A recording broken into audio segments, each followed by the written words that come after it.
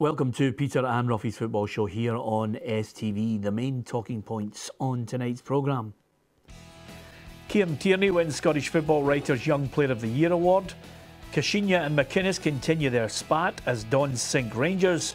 And it's down to the wire for Hamilton and Inverness to avoid relegation.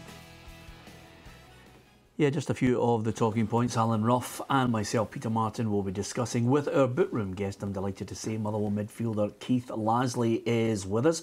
We'll be talking all things Motherwell in the programme as well. Now that the strain has been taken off, he looks far more relaxed, Ruffy, because there was a moment in the Motherwell game the other night where I could see our guest slipping away from us. You know exactly what I'm talking about, Keith, don't you? Unfortunately I do, yes, Peter. The ball seemed to trickle under my foot, which wasn't what I was looking for, to be honest, at that point, especially after going ahead in the game. So yeah, Kelly got myself back in it, but unfortunately, wee Lionel put me out a hole with a great strike, and then Elliott finished the job off. So no, delighted, absolutely delighted, relieved more than anything. Yeah, absolutely. And I think the other thing that you probably summed up better than anyone is it's not something that the players want to celebrate. There are mitigating circumstances. All teams have injuries to key players. That sometimes can derail you. But finishing third bottom is something that you're not celebrating. It's relief. Yeah, of course it is. It was a funny feeling after the game, really. I think we celebrated more on Saturday, actually, after the Hamilton game, because we just knew how massive that was to get us into a position that we then knew that probably if we beat Kelly, that would be safe. But actually, finally, once we'd done it, it was just relief. It's just, you just know how much it means to everybody inside the football club and the fans who backed us absolutely fantastically in the last couple of games. So it's just relief all round. I'm sure the supporters were the same, and we just, we want to start looking towards next season and hopefully try and build so that we're not in this position next year. Yeah, we'll talk about you individually and of course about Motherwell a little later on in the programme. Let's have a look at the back page headlines from this morning's papers. Dell's got no glass. This is reference, of course, to the fact that Pedro Kashinya really wasn't going to welcome Derek McInnes into his office. This is an ongoing one that came from the Pataudry match as well, and Pedro's bang average, says Neil Lennon in the Daily Record there. Here's the Sun. This spat continuing. Dell snubbed me in his office, so he isn't coming to mine. It's all getting a bit petty if you ask me, but there's the headline, and here's the Daily Mail as well. And again, the pictures of Aberdeen celebrating that 2-1 win at Ibrox, which ends a considerable amount of time, 26 years to be precise. 1991, roughly, the last time Aberdeen won at Ibrox against Rangers, and I have to say it was 2-1. It could have been much more last night. Yeah, it certainly could have. Watched the highlights. Could have been 3 or 4. Again, the Rangers goalkeeper was superb, as he has been on numerous occasions. I think he saved Rangers quite a lot this year, so he's had a very good season. But yeah, no, I think Aberdeen take full credit. I think the first half particularly, I thought they were sharper. They were more up for the game than some of the Rangers boys. I probably better asking you, Ruffy, than Keith on this one, which is just basically this spat that's going on, not healthy, childish at times. I think Pedro Kashinya has kind of picked an argument that really he shouldn't be getting involved in, and he's talking about Dell wants his job and everything like this. He's not coming to the office. There's a lack of respect.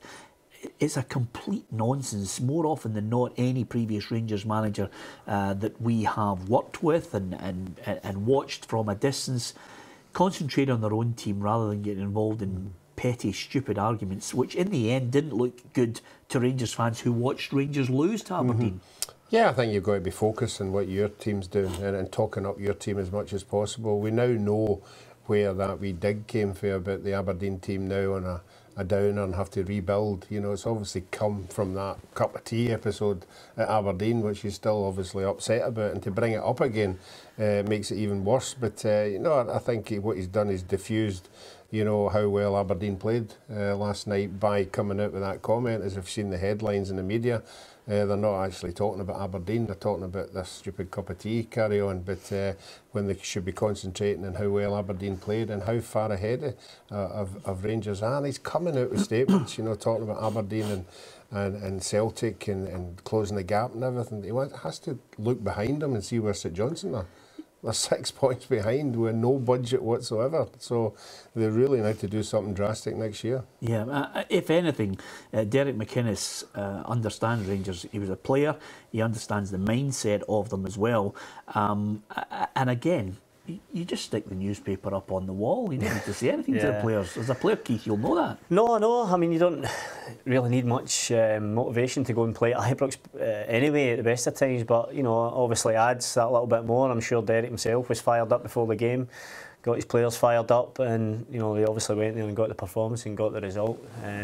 No, as far as the Rangers manager's concerned, as Ruffy says, he's got a big job on himself, and, you know, I'm sure from now he'll be focusing on that and making sure that they finish the season well, and obviously you'll go off to a good start, because I'm sure their fans will be demanding that. Yeah, give us the mindset of a player going there, because you guys were certainly deserving of a point there in the match against them. And are players going there now thinking you can get at them? You know, we went there believing we could go and win the game. Yeah, there's no doubt. I think probably Celtic have got that aura just now where you're going and, you know, you're really trying to come up with a way to combat them first and foremost before you even think about going to win the game. But, you know, you know, we felt as if we were unlucky at Ibrox, very unlucky. We had chances, and, you know, unfortunately that's a couple of times this year we've went there and lost late goals. But look, you know, Rangers we've still got some good players in that squad. As I said, I'm sure they're looking to rebuild in the summer. By all accounts, it's, you know, he's looking at you know, bringing in a few new players, and, you know, I know they'll be looking to cut that gap and certainly go off to a strong start next year. Yeah, they made an official approach for Ryan Jack, so there's the first move, Ruffy. There's two quick points I want to get. I want to talk about Aberdeen, because I think it would be you know, a poor show on our behalf of not mentioning the quality of them getting the win first and foremost. I mean, this is a team now that's shown their mettle. They've been able to go to Ibrox and win the game, and I think he deserves tremendous credit for that, because it's all right talking the talk, but you've got to walk the walk. Yeah, they certainly have, and obviously you've said the last time they went there, so it just shows you, you know, that it is a difficult place to go and win, but they went last night and made it look very, very easy, you know, before obviously Rangers got there. Their goal, we've already said, they could have been 3 or 4 nothing up, you know, that's how convincing they were. I think right for the start the midfield was so far superior than the Rangers midfield, and all credit to them, but as we've been talking about there, I think Aberdeen would have been fired up for that one with all the stuff in the papers, you know, and they went out, and as I said, they looked sharper. They looked, you know, more eager to win and get that result. Yeah, we're going to speak to a Rangers fan in the next part of the programme, but I'm going to, before we hit the break, Ruffy, tell you this. In my honest assessment of it, I think he's got, you know, that first couple of months where he's got to make sure Rangers are in contention. I think Rangers fans are demanding they take on Celtic for the title. So September, October for me is a point where if he's not within touching distance, I think he's going to be on a shaky peg. I don't think the manager's the problem. I think the silence from the board is deafening. There's no director of football. There doesn't seem to be any kind of mission statement on what is the way ahead for them. There's no indication of money. I think the board at the moment is the biggest problem. Yeah, but I'm sure the Rangers supporter will be hoping that the board are doing something behind the scenes. Maybe we don't know about it, but they must have some kind of plan for the new season. They've got to go out and sell the club to the supporters, because they're the ones that have been putting their season ticket money in year on year. So yes, and I keep saying it, you know, the first couple of players who he signs will be where Rangers are going, you know, and the supporters will know if it's somebody with no money involved, somebody that's 35, 36, with a lot of experience, don't have a problem with that, but they will determine, you know, that we still don't have any money here. You know, with the players that are coming in, if it's Bosmans, if it's people out of contract. Yeah. Rangers supporters will want to see quality signings coming in, and it remains to be seen which players he identifies. Yeah, I think that's the key element of it, Ruffy. I think getting players of a certain standing to convince the Rangers fans, but again, it's all about the money. I think the money, the season ticket money, a lot of the Rangers fans will look and say, wait a minute, we're bailing this club out again. Where's the additional funds? Yeah, I agree with you 100%. That's why everybody's saying, you know, that they need direction from the board. They're good board members at Rangers, but they need to see the money. I think the supporters will feel a wee bit cheated this year, that where they are in the league, and they'll want some proof that they're going to get back to where they say they should be. Okay, coming up after the break, we're going to ask Keith Lasley if Motherwell are going to do their great rivals Hamilton Accies a turn. There's a question and a half for him, and we'll find out what he's going to say about that. We'll hear from a Rangers fan as well on the current predicament of their club. Here's a wee question to take you into the break to see how you fare.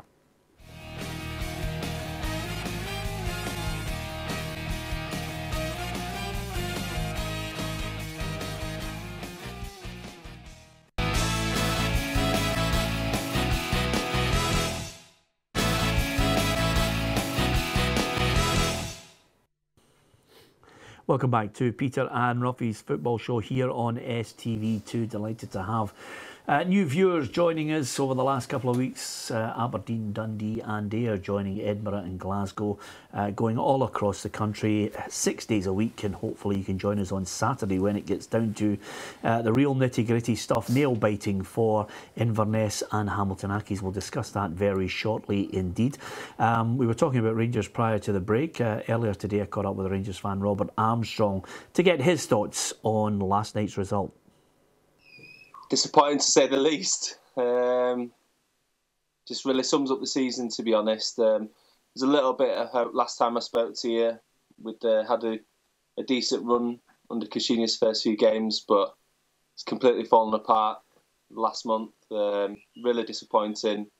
I think it's just completely evident that we just want the season to finish now and we can start rebuilding that squad.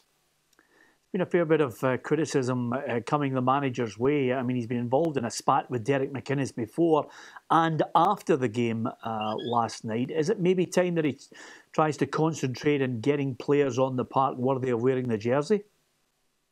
It's a difficult one. I thought he was a brave guy to come in when he did during the season, and frankly, there were a lot of managers that wouldn't have taken that job at that stage, because with 2 games coming up against Celtic, 2 games against Aberdeen, and it's evident that the squad are nowhere near worthy of the jersey, as you say, for Rangers. There are alarm bells going on in my head with regards to Caixinha as to whether he is up to it. I think maybe he should be concentrating more on what's happening on the park than talking a good game. In terms of what's happened with McInnes, I'm pleased to see that we're going for Ryan Jack.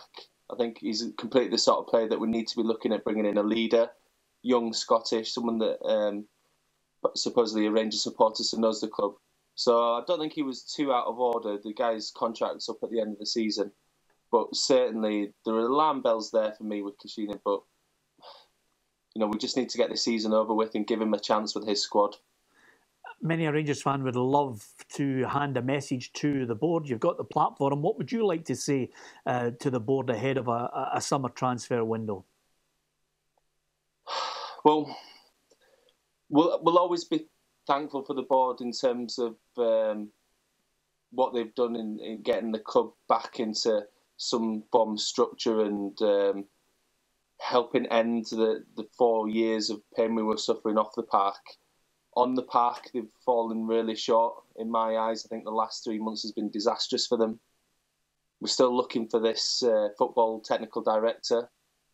We don't know what's going to happen. I mean, that's nearly 3 months. It took them a month to appoint Pedro Caixinha. So Caixinha's got to work for the board. And for that to work, they've got to invest in the squads. We're not looking for mega millions, but they really need to start investing in bringing a quality of player that is going to resemble what we know of Rangers as a club, and to get competing with Celtic. I'm going to use a Derek McInnes word. Are you embarrassed by where Rangers have ended up this season and how they've finished the season? I'm embarrassed in the players. I think don't want to go through names, but how they've handled what's happened the last 3 months. There's only really 1 or 2, I think Kenny Millen, perhaps maybe Wes Fodringham, that have come out of it with any real dignity. So I'm embarrassed of the players. I'm embarrassed that money that I spend, which is a mini fortune on season tickets, is going towards their wage packet, and I don't think they're doing the club justice. We had to be realistic at the beginning of the season. There was no way we were coming up and winning that league, first of all. So we've got to have a sense of realism there, but at the same time, I don't think it's... I don't like using the word embarrassed, but I think the club needs to obviously be higher up than where we are. And I did expect at least to be challenging Celtic for the majority share of this season and not for the league to be over by September, in which it was. OK, last point then, Robert. Do you think Rangers should be winning the league next season? Well, Rangers should be looking to win the league every season. But I think things have been so disastrous this season that it's, where we're sitting right now, I'd be insane to say that Rangers can go and win the league. Got to see what calibre of player comes into Ibrox this summer, which is down to Caixinha and the board. And I honestly feel Caixinha's probably got a handful of games starting August because the knives are already out from a lot of supporters. I've been on the phone to a few of my friends this morning that are already saying they're not sure if he's up to it, which I think is unfair. He needs to bring his squad in, and we can see then. I think August we'll have a better picture as whether we're going to be competing with Celtic or not. I mean, finishing third, that's no way for Rangers to be. I mean, I was embarrassed when we done it with McLeish 10 years ago. I thought that was a disastrous season, even though we had sort of the Champions League last 16 run as a silver lining to that season. But for this season, there's not been really anything to cheer about. So we need a vast improvement, and we need to get players like Kiernan out the door and getting a player in that's of Rangers standard. Got to be honest with you, Ruffy, I'm not going to tell lies here. Robert actually was just closing the curtains because he didn't want the light to come in rather than just not going out because the results have been bad. but he was scathing in his assessment. I thought he just agreed to do the interview as long as you couldn't see him. He did look pretty starving. Anyway, it was good to hear from Robert. Just on the other results, listen, we're talking about managers under pressure.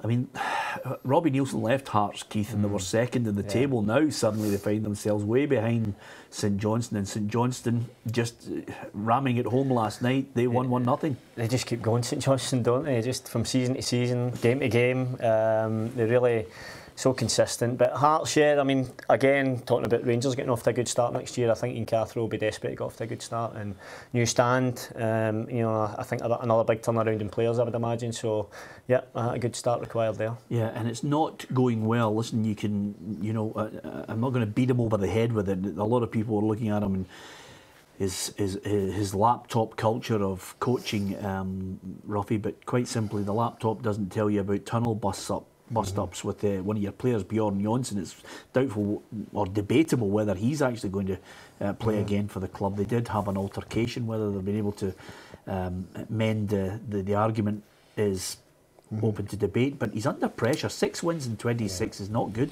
No, it isn't, and I think a reporter asked him, are you quite happy to get this season out of the road? And he never really answered it, but if he was truthful, he would probably said, yeah, get a couple of months close season and then go out again. But I mean, they've already brought in 7 or 8 players, and the supporters will be saying, well, what's the next 7 or 8 going to be? Because it needs to be, because the bunch that he brought in just didn't perform for whatever reason, and he's the same as every other manager. He's under pressure to start his season, but he's under pressure because of himself and some of the decisions that he's made. Yeah, I think Caixinha and Cathro are very similar in where their fate lies. September, October for me is that's the months, never mind D-Day. It's the months where I think people will look and see the results and see where they are on the table and then think, going to have to make a call here. They need to get off to flyers. Yeah, I mean, obviously the supporters are talking about challenging Celtic. I would say that Rangers next year, if they could take 10 points off of where Celtic are, it's a start. You're not going to claw back 30 odd points in one season. I don't care who you sign. So I think it should just be bit by bit. I know Rangers want to be there because of the size of the club, but sometimes that doesn't happen. You have to take time. Yeah. I think the thing for Rangers is I think Celtic will look to strengthen again. That's the problem. So there's already a gap there, but I think Celtic won't be quantity. I think they'll bring in 1 or 2, obviously with a view to European exploits as well. So it could be an even better Celtic squad that you're trying to chase. Yeah, absolutely. Here's the results from last night. Just confirmation of the win for Aberdeen, St Johnstone, and of course Inverness with that 2-0 win at Dundee. Southampton, Manchester United was one of those 90 minutes you'll never get back if you actually sat through it. And then, of course, Huddersfield will be playing in the final of the playoff after winning that championship semi-final. Here's the table and how it all looks. And I have to say, Inverness, as you see the Premiership table, now it's down to a point, Keith, and it's down to the wire, nail-biting stuff. Richie Thorne says, well, can you handle the pressure, Hamilton Accies? Yeah, it is pressure. I mean, I think a lot of people expected Inverness probably to be down by now, but they've given themselves a great chance with that result the other night. And it's funny how the pressure can change. You know, obviously ourselves have been involved in 2 high-pressure games in the last week, and I know for myself playing in it, it's not much fun. And you know, unfortunately for the Hamilton, their players are going to have to go through that again on Saturday. And you know, I think Inverness maybe playing with a little bit more freedom because maybe they themselves expected the worst could have happened already. So maybe they see it as a big opportunity still to get themselves out of it. So you know, it'll be 2 big games. We're obviously still hoping to finish the season well ourselves. So you know, it should be two decent games, I think. Yeah, well, we're going to hear from one of your old teammates, Ian Vigers, in the Inverness Cali Thistle camp ahead of that match against you guys. We'll talk Motherwell. We'll talk about the type of Motherwell side that may be taking on Inverness. Will they be able to do Hamilton Accies a turn as well? And we'll also be looking ahead to some of the other playoff matches at the weekend and a big one on Friday night too.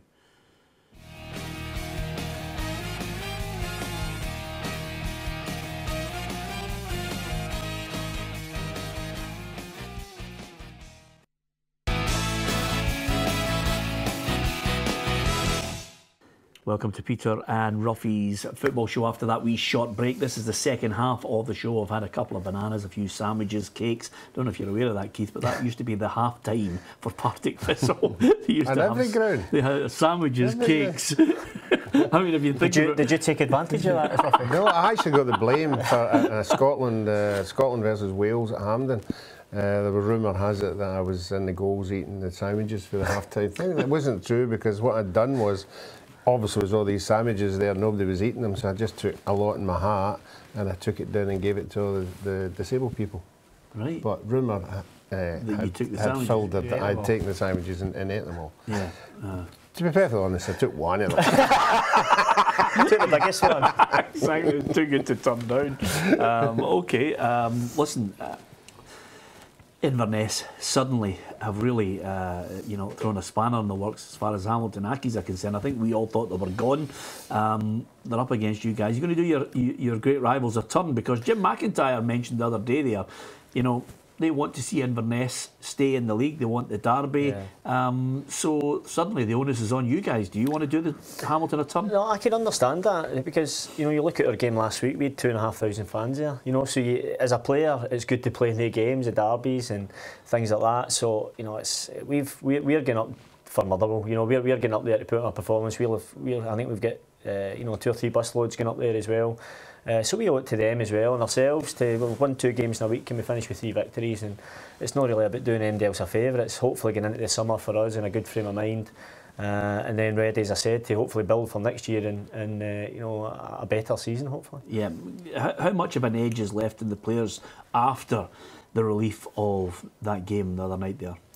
Yeah, I mean, there's no doubt that you approach the game slightly differently, and the pressure that's been on us in the last couple of games is, you know, I've really felt it. As I said, playing in the matches, you could really feel it before the build-up, during the game, and then after. And as I said, since the Kilmarnock game, you know, the pressure has been off a little, but we'll still approach it professionally. We've been in training, we'll prepare as we normally do, and as I said, for us, it's about winning. You know, we hadn't managed to win 2 games in a row all season.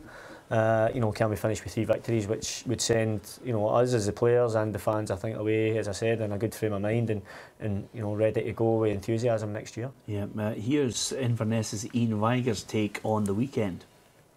We all generally believe that the pressure's off us. You know, we're the ones bottom of the table, we're the ones, you know, a point behind.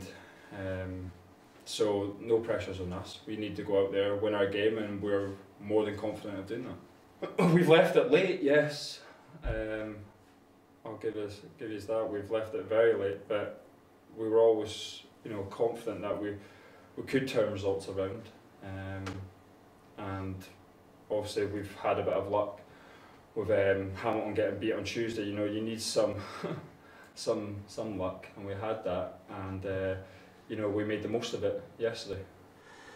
I did not see that result coming in the first place, and suddenly, you know, we were talking about it earlier, Keith.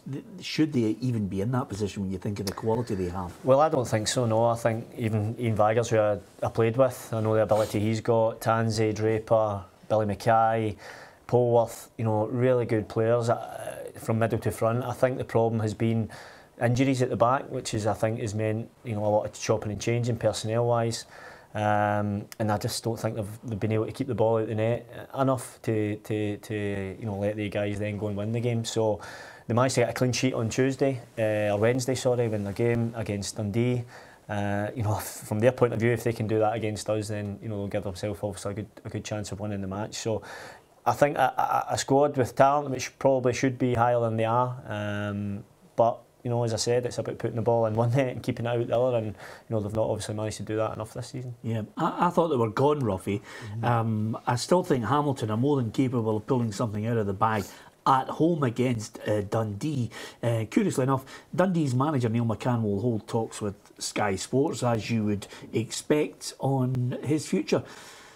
I don't know. I can't see him taking this job. I don't know. Something tells me that he'll stay in the punditry. He had that feeling of Dundee and trying to save them. Yeah, well, I don't know. We be given the decision from a footballing side, and nobody wants to give up playing football. You know, nobody, I would like to think, would want to step away from football, even as a manager. You know, the day-to-day running of a club must be a great buzz, highs and lows. But to be part of the setup, of the banter, everything that goes on.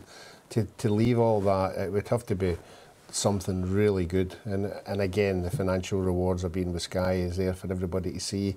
He's the one that's got to weigh it up, you know, what he wants, you know, and I just feel he's got the chance to be back into football and living it day to day. That would be my decision, because once you give it up, you're not going to get it back again. So he has to make his mind up what he actually wants. Well, let me suggest to you that he'll be on double what he's on in Dundee at Sky.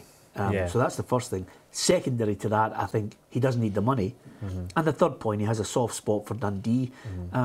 Sometimes I think the bug and the lure of it, you know, to go and maybe prove a point, that could be the only driving force for Neil. As you say, it's how hungry he is for the job itself, how hungry he is for management. You know, I know, you know, from playing in the game as long as I have and been through as many managers, you see them come and go, and it is a tough job, you know, to do it. I'm sure he'll be asking questions even in terms of budgets and things like that, possibly going forward for Dundee.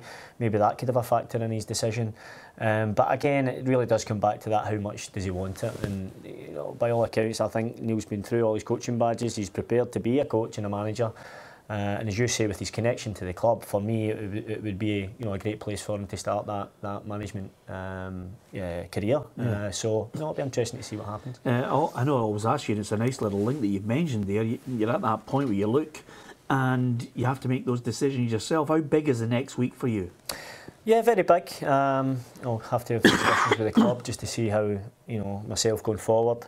You know, it's no secret that I've got aspirations in terms of coaching and things like that, but you know, I'm still managing to kick a ball and play now and again.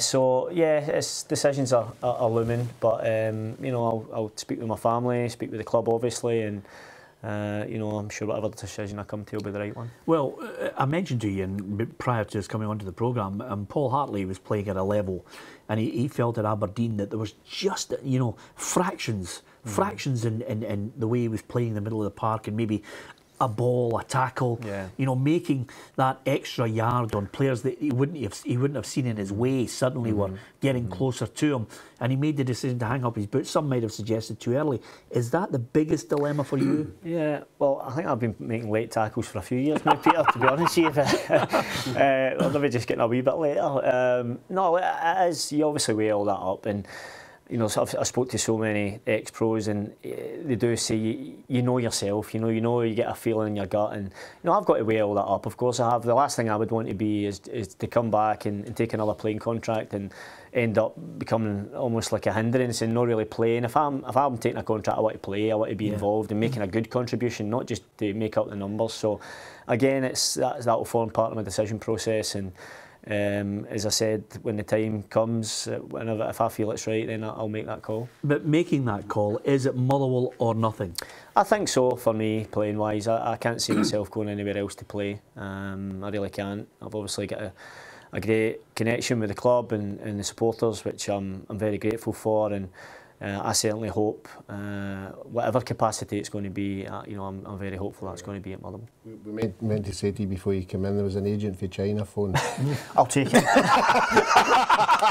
It's the only club I've ever wanted to play for. Yeah, because listen, he's laughing about it, but suddenly, if somebody phones, not that we need to say that, because I mean, Stephen Pearson went into it, and you can't fault him for it. No, it's become, these places seemed so far away in the past, but they're not now, and it's becoming more popular. But no, look, anything can happen in football. I've been in it long enough to know that, as you say, the phone can ring and an opportunity can come from nowhere. But no, like, my focus is still on Motherwell at the moment, and as I said, hopefully I can have some positive talks with the club in the next couple of weeks. Yeah.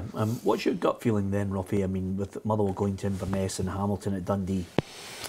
As Keith said, the professional footballers, there's bonuses to be played for, there's careers ahead, there's contracts to be gone. You've got to go up there and put in 100%. I just feel home advantage. We saw with Inverness there at Dundee, they've still got a big decision in the game itself and could affect their futures. You know, I just think home advantage, I think they might just sneak it, but as we all know, Hamilton will be the same. Home advantage again, but whatever one it is, they've still got a playoff. You know, they might have dodged a bullet, but they've got another one coming up. Yeah, absolutely. And we're going to talk about that second leg of the playoff between Falkirk and Dundee United. Is it advantage to the Bairns? Well, according to Peter Houston, it's not even advantage to the Bairns or Dundee United, because they've got the playoff against a Premiership side, and Peter Houston's been saying it's loaded heavily in favour of the Premiership side, but can they cause an upset? We'll discuss that. We'll talk more with Keith Lasley on Motherwell. We'll look at some other players that have managed to play until the latter part of the career. 36 years of age, Dirk Kuyt hung up his boots after scoring a hat-trick in his last game for Feyenoord. We've also got the answer to this question.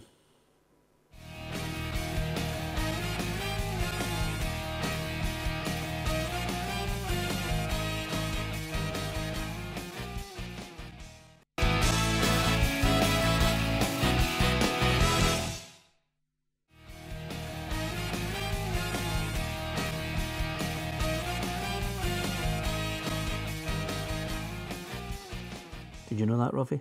Yes, I did. I was there that night. He had a fantastic season. I think it was 40 goals. And it's amazing what a year can do to you in football. Obviously, with Dembele coming in, and Lee's just been a fringe player. But I still think he's going to be a big player in this Scotland game, given the chance. I think he's got something to prove to everybody. Yeah, it's a strange one when you score 40 goals and then disappear at times, you know. Yeah. And suddenly, Moussa Dembele is back training, and you know, looks as if he's battling away trying to get himself ready for the Scottish Cup final. Yeah, it is, and you know, it's the way Celtic play. It's only really going to be one of them that gets the nod. So, as Ruffy says, absolutely incredible season last year, and but he's still got a part to play. Obviously, scored a big goal for them up at Aberdeen as well, absolute cracker. And you know, who's to say Dembele's going to make it? You know, Griffiths might still be in there for the Scottish Cup final, and if he does, you know, you're going to be back against him scoring. That's for sure. Yeah. Who did you vote for in your Player of the Year? Player of the Year, I was Scott Brown. I actually voted for, which, you know, I know he wasn't really mentioned or not on the short list. But were you surprised he wasn't mentioned? Yeah, I've got to say I agree with Brendan Rodgers. I seen him speaking about it, and he was surprised, and so was I, because I just think Celtic are a different team with and without him. You know, I just think he makes them tick. I know myself, obviously playing directly against him, how good he is, and I think it's players like him that allow the Sinclairs and the Armstrongs to thrive, really. So yeah, I still think he's Celtic's most important player, and that's why I voted for him. Yeah, were you surprised that a lot of people had written him off, because this season he seems to be the best he's ever been? Yeah, he was, and again, probably an impact from the manager as well. I think he's spoken about it himself. He seems to have taken him to another little level, and you know, I think you look at players, obviously myself, kind of older player, and I think fans think you get to a certain age and you can't improve anymore. Whereas, you know, I'm not sure what age Scott is, but maybe in his 30s now anyway. Yeah. And it just shows you can still improve, and there's still, you know, you're gaining experience all the time. But even in terms of his play, I think he is improving. And you know, I think the manager's obviously got to take credit for that as well. Yeah. Do you have a little ding dong? Is he the type of player that you get a chance to have a bit of? They call it in cricket sledging. We call it noise up. Do you have that with him in the middle? Yeah, there's been a bit of to and fro over the years, and there was tackles here and there. But like, we're both kind of combative players, if you like, and. But you know, I've certainly got a lot of respect for him in terms of his ability. There's no doubt about that. Yeah, Ruffy, is it one of those nights? I mean, listen, it looks as if it could be another Celtic fest on Sunday night at the Football Writers Awards. Yeah, obviously young boy Tierney, and quite rightly so, winning the young player. I think whatever he did when he was injured, I think he's come back a better player. He looks a much stronger player. He looks a lot wiser, you know, and year on year he's just getting better and better. So I don't think there was any complaints with that. The sports writers one, I've always said to you. I mean, I always say that the players, the players one, as you know, the voting can be a wee bit.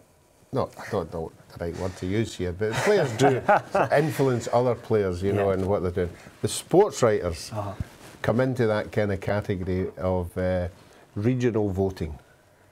So there's another twist. Allegations. I was just about to say, there's a line I didn't expect from you. I would say there'd be reporters from Aberdeen will vote for an Aberdeen player. I would say reporters in the Dundee region would feel free to vote for Dundee. And as with I'm not saying everybody, I'm just saying that can be, that's why you can be surprised some years when somebody wins that award. I mean, Lee Griffiths won it because he scored 40 goals, but I think there might be a wee surprise this year. What? You think so? Yeah. Wow. So basically what you're saying is when we go, I mean, it's our one blowout I've got a chance. Is that what you're saying? No, I wouldn't go that far. But bigger surprise. How many journalists have they got working for them all the times? That's the big question. But so who you say the 4 nominations will be? Well, it's not out yet. Listen, it's not that. It's just a case of they announce who's won it. You know, they all get in. They send back their who's the young player, who's the player. I mean, I think I'd be gobsmacked if Sinclair or Dembele didn't win the Player of the Year.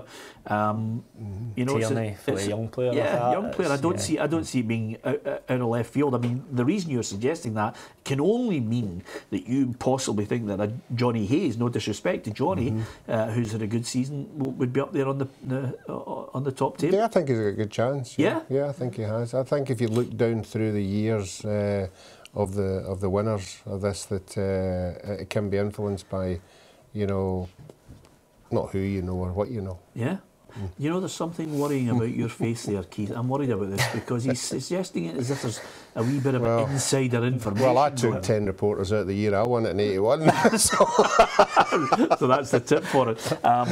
It's the one, I have to be honest with you, Ruffy, as you know, because obviously we work relentlessly, it's the one day of the year when I really kind of let the hair down and just, you know, have a blast. So if you could tell me who won on the night, I mean, we might as well take a selfie with Keith now because I'll never see it. 9:30. No, it's alarming when you do disappear and you're walking about George Square at 3 in the morning. That's the worrying thing. That's exactly it. Honestly, just to look at the city chambers and then you think, the automatic thing, I don't know about you, and I would say people should drink responsibly, but I automatically think about 2:30 in the morning. 2 things, Keith, and I wonder if you share that view, you being an athlete and a sportsman. First one is kebab or pizza, and then why am I sitting with Scott Brown?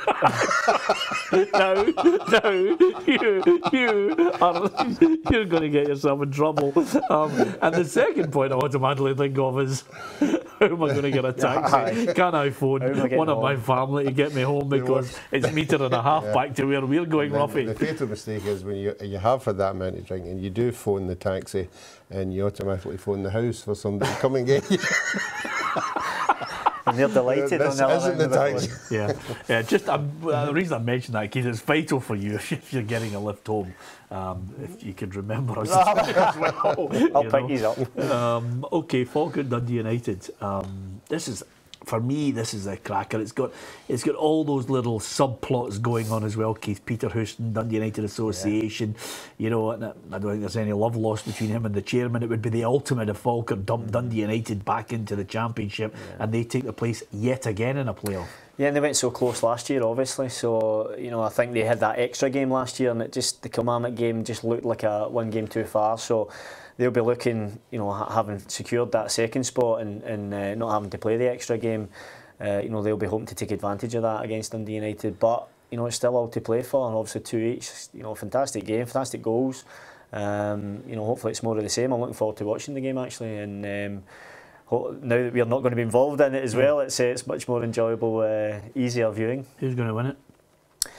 I'll say Falkirk. I think they'll just edge it. Just home advantage being the only little edge, I think, by the odd goal.